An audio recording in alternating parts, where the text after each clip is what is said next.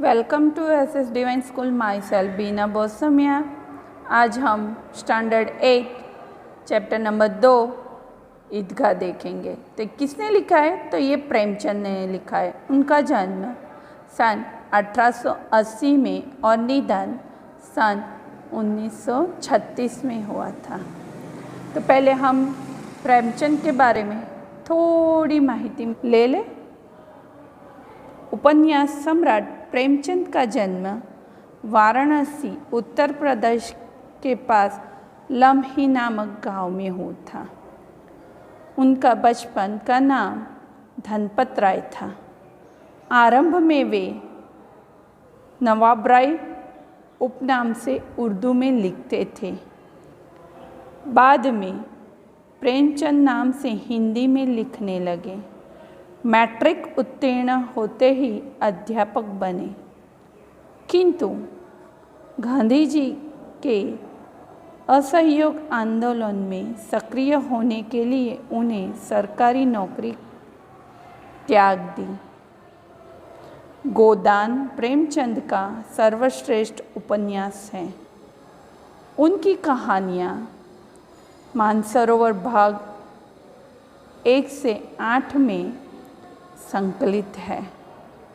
साहित्य में प्रगतिवाद चेतना को उजागर करने के लिए जागरण तथा हंस पत्रिकाओं का संपादन किया था। प्रेमचंद की भाषा बोलचाल के निकट ही है। ईदगाह प्रेमचंद की अमर कहानी है। कहानी का बाल नायक हामिद अपने दोस्तों के साथ ईदगाह जाता है। जब अन्य बच्चे खिलौने और मिठाई खरीदते हैं, हामिद अपनी बाल सहज इच्छाओं का दमन करके अपनी दादी अमीना के लिए चिमटा खरीदता है।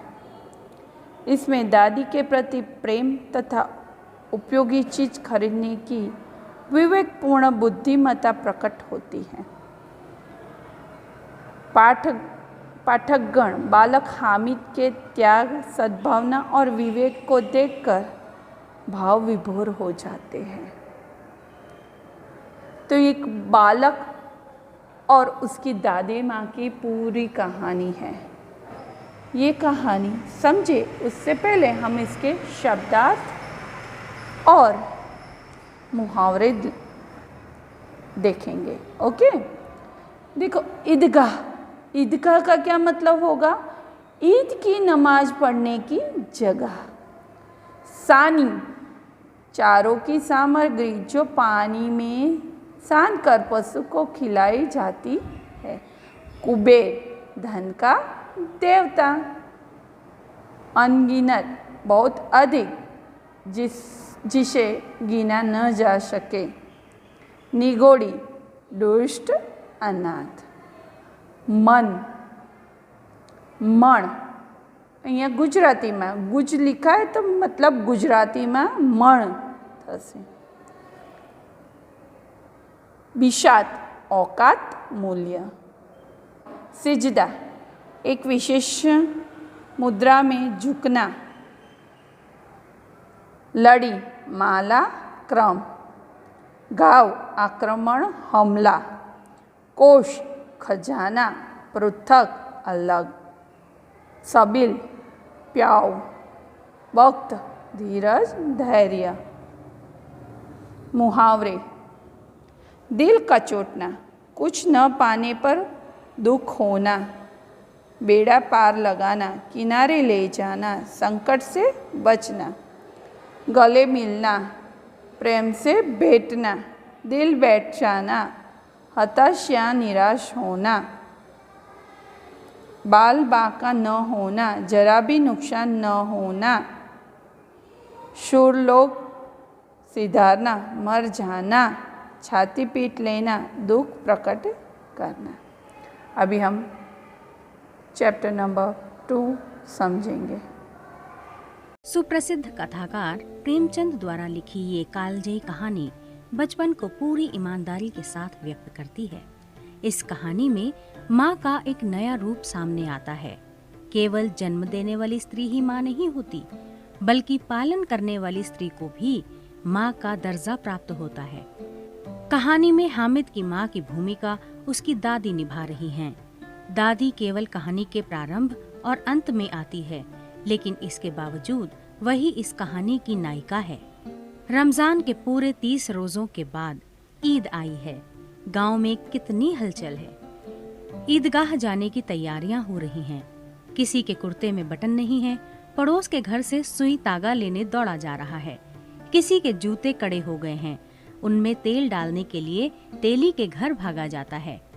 कोई जल्दी जल्दी बैलों को सानी पानी दे रहा है। ईदगाह से लौटते लौटते दोपहर हो जाएगी। लड़के सबसे ज्यादा प्रसन्न हैं। किसी ने एक रोजा रखा है, वह भी दोपहर तक, किसी ने वह भी नहीं, लेकिन ईदगाह जाने की खुशी उनके हिस्से की चीज है। रोज ईद का नाम रटते थे, आज वह आ गई। अब जल्दी पड़ी है कि लोग ईदगाह क्यों नहीं चलते।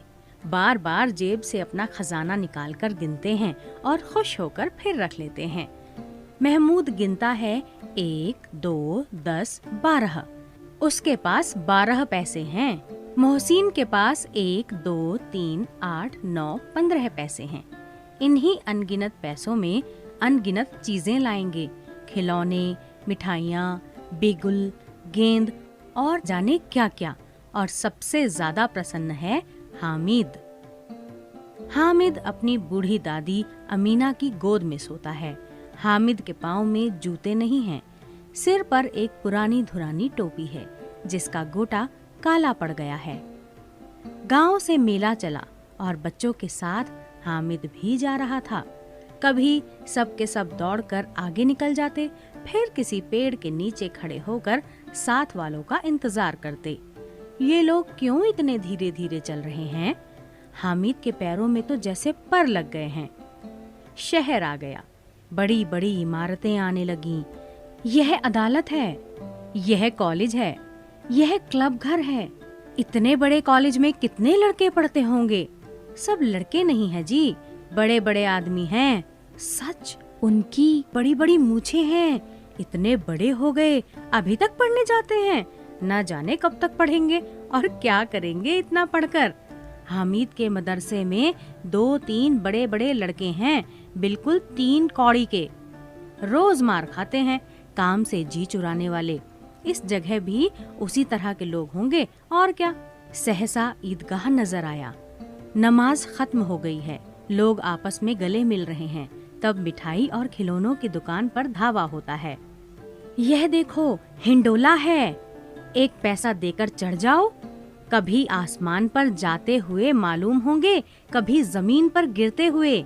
यह चरखी है, लकड़ी के हाथी, घोड़े, ऊंट छड़ों से लटके हुए हैं। 1 पैसा देकर बैठ जाओ और 25 चक्करों का मजा लो। महमूद और मोहसिन और नूरे और सम्मी इन घोड़ों और ऊंटों पर बैठते हैं। हामिद दूर खड़ा है। 3 ही पैसे तो उसके पास हैं। अपने कोष का 1/3 जरा सा चक्कर खाने के लिए नहीं दे सकता। सब चरखियों से उतरते हैं। अब खिलौने लेंगे। इधर दुकानों की कतार लगी हुई है। तरह तरह के खिलौने हैं। सिपाही और गुजरिया, राजा और वकील, भिश्ती और धोबिन और साधु। वाह, कितने सुंदर खिलौने हैं। अब बोलना ही चाहते हैं। महमूद सिपाही लेता है, खाकी वर्दी और लाल पगड़ी वाला, कंधे पर बंदूक रखे हुए। मालूम होता है अभी कवायद किए चला आ रहा है। मोहसिन को भिश्ती पसंद आया। कमर झुकी है, ऊपर मशक रखे हुए है। मशक का मुंह एक हाथ से पकड़े हुए है, बस मशक से पानी उड़ेलना ही चाहता है। नूरे को वकील से प्रेम है। कैसी विद्वता है उसके मुख पर। काला चोगा, नीचे सफेद अचकन, अचकन के सामने की जेब में घड़ी, सुनहरी जंजीर, एक हाथ में कानून का पोथा लिए हुए। मालूम होता है अभी किसी अदालत से जिरह या बहस किए चले आ रहे हैं। यह सब 2-2 पैसे के खिलौने हैं। हामिद के पास कुल 3 पैसे हैं। इतने महंगे खिलौने वह कैसे ले? खिलौना कहीं हाथ से छूट पड़े तो चूर चूर हो जाए। जरा पानी पड़े तो सारा रंग धुल जाए। ऐसे खिलौने लेकर वह क्या करेगा? लेकिन ललचाई हुई आंखों से खिलौनों को देख रहा है और चाहता है कि जरा देर के लिए उन्हें हाथ में ले सकता। खिलौने के बाद मिठाइयाँ आती हैं। किसी ने रेवड़ियाँ ली हैं, किसी ने गुलाब जामुन, किसी ने सोहन हलवा। सभी मजे से खा रहे हैं। मिठाइयों के बाद कुछ दुकानें लोहे की चीजों की हैं। लड़कों के लिए यहाँ कोई आकर्षण नहीं था। वे सब आगे बढ़ जाते हैं। हामिद लोहे की दुकान पर रुक जाता है। कई चिमटे रखे हुए थे। उसे ख्याल आया दादी के पास चिमटा नहीं है। तवे से रोटियां उतारती है तो हाथ जल जाता है। अगर वह चिमटा ले जाकर दादी को दे दे तो वे कितनी प्रसन्न होंगी।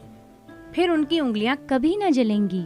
घर में एक काम की चीज हो जाएगी। खिलौने से क्या फायदा?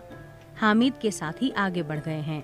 सबील पर सब के सब शरबत पी रहे हैं। देखो सब कितने लालची हैं। इतनी मिठाइयाँ ली, मुझे किसी ने एक भी न दी।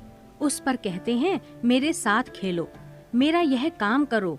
अब अगर किसी ने कोई काम करने को कहा तो पूछूंगा, खाए मिठाइयाँ, आप मुंह सड़ेगा, फोड़े फुंसियाँ निकलेंगी, आपकी जबान चटोरी हो जाएगी। सबके सब हंसेंगे कि हामिद ने चिमटा लिया है। हंसे मेरी बला से। उसने दुकानदार से पूछा, यह चिमटा कितने का है? दुकानदार ने उसकी ओर देखा और कोई आदमी साथ न देखकर कहा, ये तुम्हारे काम का नहीं है जी। बिकाऊ है कि नहीं? बिकाऊ क्यों नहीं है? और यहाँ क्यों लाद लाए हैं? तो बताते क्यों नहीं? क्या पैसे का है? 6 पैसे लगेंगे। हामिद का दिल बैठ गया। ठीक ठीक बताओ। ठीक ठीक 5 पैसे लगेंगे। लेना हो लो, नहीं चलते बनो। हामिद ने कलेजा मजबूत करके कहा, 3 पैसे लोगे? यह कहता हुआ वह आगे बढ़ गया कि दुकानदार की घुड़कियां न सुने। लेकिन दुकानदार ने घुड़कियां नहीं दी, बुलाकर चिमटा दे दिया। हामिद ने उसे इस तरह कंधे पर रखा मानो बंदूक है और शान से अकड़ता हुआ अपने साथियों के पास आया। जरा सुने सबके सब क्या क्या आलोचनाएं करते हैं। मोहसिन ने हंसकर कहा, यह चिमटा क्यों लाया पगले? इससे क्या करेगा? हामिद ने चिमटे को जमीन पर पटक कर कहा, जरा अपना भिश्ती जमीन पर गिरा दो, सारी पसलियां चूर चूर हो जाएं बच्चों की। महमूद बोला, तो यह चिमटा कोई खिलौना है? हामिद, खिलौना क्यों नहीं है? अभी कंधे पर रखा बंदूक हो गई, हाथ में लिया फकीरों का चिमटा हो गया। चाहूँ तो इससे मजीरे का काम ले सकता हूँ। एक चिमटा जमा दूं तो तुम लोगों के सारे खिलौनों की जान निकल जाए। तुम्हारे खिलौने कितना ही जोर लगाएं। मेरे चिमटे का बाल भी बाका नहीं कर सकते। मेरा बहादुर शेर है चिमटा। सम्मी ने खंजरी ली थी। प्रभावित होकर बोला, मेरी खंजरी से बदलोगे? 2 आने की है। हामिद ने खंजरी की ओर उपेक्षा से देखा। मेरा चिमटा चाहे तो तुम्हारी खंजरी का पेट फाड़ डाले।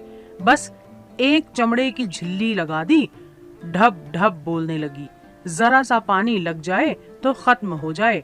मेरा बहादुर चिमटा आग में, पानी में, आंधी में, तूफान में बराबर डटा खड़ा रहेगा। चिमटे ने सभी को मोहित कर लिया। लेकिन अब पैसे किसके पास धरे हैं? फिर मेले से दूर निकल आए हैं।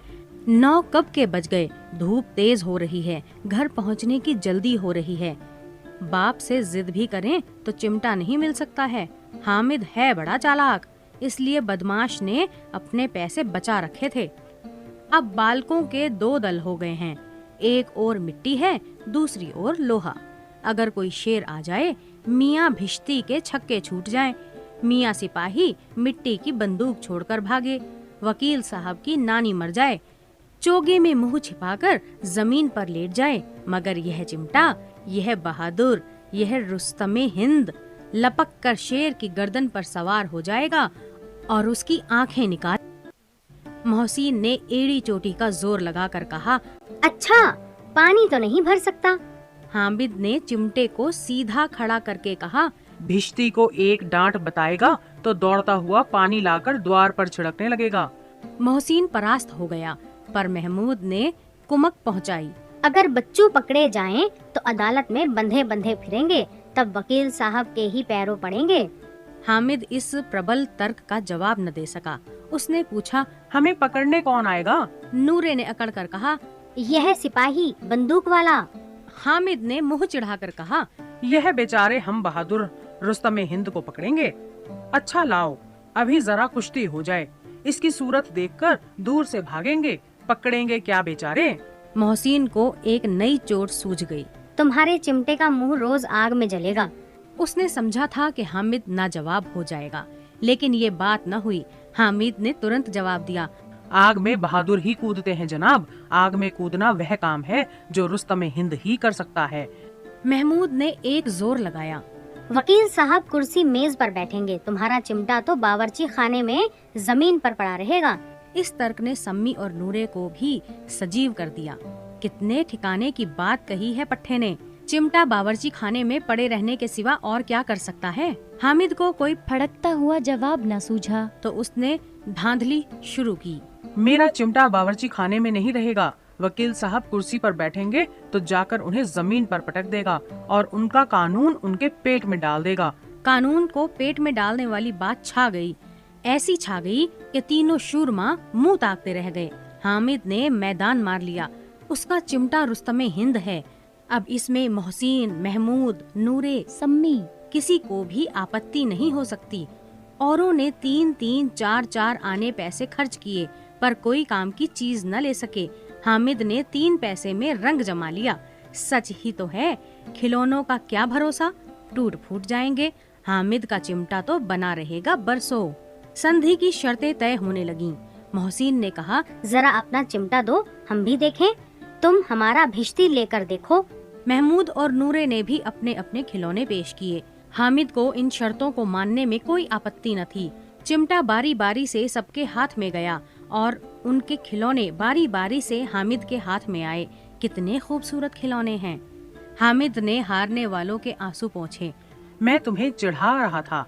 सच, यह चिमटा भला इन खिलौनों की क्या बराबरी करेगा। मालूम होता है अब बोले तब बोले। मोहसिन, लेकिन इन खिलौनों के लिए कोई हमें दुआ तो न देगा। महमूद, दुआ को लिए फिरते हो, उल्टे मार न पड़े। अम्मा जरूर कहेंगी कि मेले में यही मिट्टी के खिलौने मिले। रास्ते में महमूद को भूख लगी। उसके बाप ने केले खाने को दिए। महमूद ने केवल हामिद को साझी बनाया। उसके अन्य मित्र मुंह ताकते रह गए। यह उस चिमटे का प्रसाद था। 11 बजे सारे गांव में हलचल मच गई। मेले वाले आ गए। मोहसिन की छोटी बहन ने दौड़कर भिश्ती उसके हाथ से छीन लिया और मारे खुशी के जो उछली तो मियाँ भिश्ती नीचे आ गिरे और परलोक सिधारे। इस पर भाई बहन में मारपीट हुई। दोनों खूब रोए। उनकी अम्मा ये शोर सुनकर बिगड़ी और दोनों को ऊपर से 2-2 चांटे और लगाए। मियाँ नूरे के वकील का अंत इससे ज्यादा गौरवमय हुआ। वकील जमीन पर या ताक पर तो नहीं बैठ सकता। दीवार में 2 खुंटियां गाड़ी गई। उन पर लकड़ी का एक पटरा रखा गया। पटरे पर कागज का कालीन बिछाया गया। वकील साहब राजा भोज की भांति सिंहासन पर विराजे। नूरे ने उन्हें पंखा झलना शुरू किया। मालूम नहीं पंखे की हवा से या पंखे की चोट से वकील साहब का चोला माटी में मिल गया। फिर बड़े जोर शोर से मातम हुआ और वकील साहब की अस्थि घूरे पर डाल दी गई। अब रहा महमूद का सिपाही। उसे चटपट गांव का पहरा देने का चार्ज मिल गया। लेकिन पुलिस का सिपाही पालकी पर चलेगा। एक टोकरी आई। उसमें कुछ लाल रंग के फटे पुराने चिथड़े बिछाए गए, जिसमें सिपाही साहब आराम से लेटे। नूरे ने यह टोकरी उठाई और अपने द्वार का चक्कर लगाने लगे। उनके दोनों छोटे भाई सिपाही की तरह छोने वाले जागते लहो पुकारते चलते हैं। महमूद को ठोकर लग जाती है। टोकरी उसके हाथ से छूटकर गिर पड़ती है और मियाँ सिपाही अपनी बंदूक लिए जमीन पर आ जाते हैं और उनकी एक टांग में विकार आ जाता है। महमूद को आज ज्ञात हुआ कि वह अच्छा डॉक्टर है। उसको ऐसा मरहम मिल गया है जिससे वह टूटी टांग को आनन फानन में जोड़ सकता है। टांग जोड़ दी जाती है, लेकिन सिपाही को ज्यों ही खड़ा किया जाता है टांग जवाब दे देती है। शल्य क्रिया असफल हुई, तब उसकी दूसरी टांग भी तोड़ दी जाती है। अब कम से कम एक जगह आराम से बैठ तो सकता है। अब मियाँ हामिद का हाल सुनिए। अमीना उसकी आवाज सुनते ही दौड़ी और उसे गोद में उठाकर प्यार करने लगी। सहसा उसके हाथ में चिमटा देखकर वह चौंकी। यह चिमटा कहाँ था? मैंने मोल लिया है। कितने पैसे में? 3 पैसे दिए। अमीना ने छाती पीट ली। ये कैसा बेसमझ लड़का है कि दोपहर हुआ, कुछ खाया न पिया, लाया क्या, यह चिमटा। सारे मेले में तुझे और कोई चीज न मिली जो यह लोहे का चिमटा उठा लाया। हामिद ने कहा, तुम्हारी उंगलियां तवे से जल जाती थीं, इसलिए मैंने इसे ले लिया। बुढ़िया का क्रोध तुरंत स्नेह में बदल गया। बच्चे में कितना त्याग, कितना सद्भाव और कितना विवेक है। दूसरों को खिलौने लेते और मिठाई खाते देखकर इसका मन कितना ललचाया होगा। वहां भी इसे अपनी बुढ़िया दादी की याद बनी रही। अमीना का मन गदगद हो गया, वह रोने लगी। दामन फैलाकर हामिद को दुआएं देती जाती थी और आंसू की बड़ी बड़ी बूंदें गिराती जाती थी।